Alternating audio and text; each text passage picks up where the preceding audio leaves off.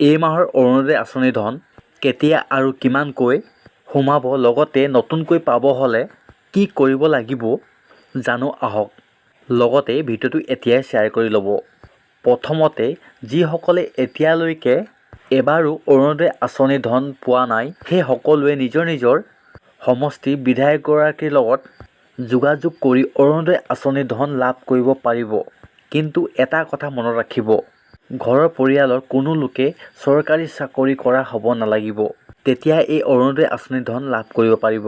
আৰু এতিয়াৰ পৰা অৰুণোদয় আঁচনি ধন 1250 টকা নহয় 3000কৈ টকা দিয়া হ'ব, এই কথা উল্লেখ কৰে ৰাজ্যৰ মুখ্যমন্ত্ৰীগৰাকীয়ে। লগতে এই মাহৰ অৰুণোদয় আঁচনি ধন 3000কৈ টকা এই মাহতে ৰাজ্যৰ লাখ লাখ মহিলাসকলৰ বেংক একাউণ্টত সোমাব পাৰে।